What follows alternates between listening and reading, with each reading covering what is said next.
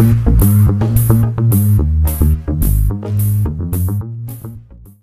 नमस्कार दोस्तों, हम गीतकार वकील बहुत बहुत स्वागत बा आप सबका हमारा चैनल कवि की रचना में। तो भाई लोग आज एगो बहुत सुंदर मैटर बा ननद भौजाई का, आशा बा आप सबके बहुत अच्छा लगी।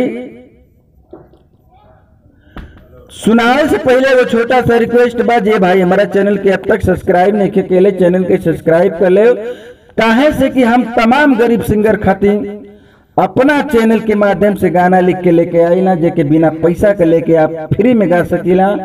तो ले गाना का मुखड़ा सुनी, ओकरे बाद बताओ थी गाना कौना ट्रैक को बा। घर को ना ये कोही लावताड़ू काज के, और खालू ना भइल बाड़ू दुश्मन अनाज के। हे ननदो घर को ना ये कहू ही लावताड़ू काज के, और खालू ना भइल बाड़ू दुश्मन अनाज के। देहिया के चिंता से सुखावो तारू, तो कहवन धइले बा बेमारी ना बतावो तारू।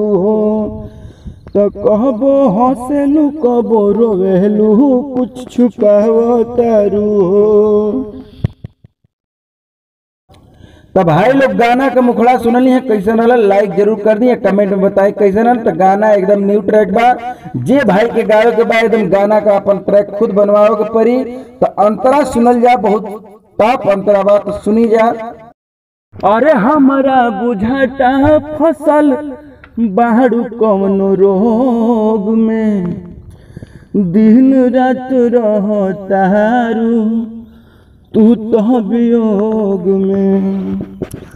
अरे हमारा बुझाता बड़ लागल कौनो रोग में, दिन रात रहतारू तू तो वियोग में।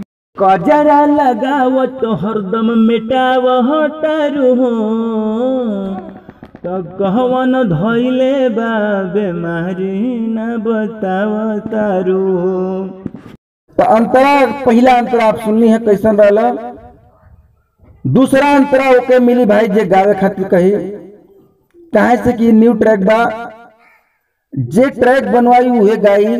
वो कमेंट करी, नंबर अपन ओके हम व्हाट्सएप के जरिए दे दे या चैनल के माध्यम से दे दे। तो फिर मिले थी एक शानदार मैटर के साथ, तब तक खातिर जय हिंद, जय भोजपुरिया समाज।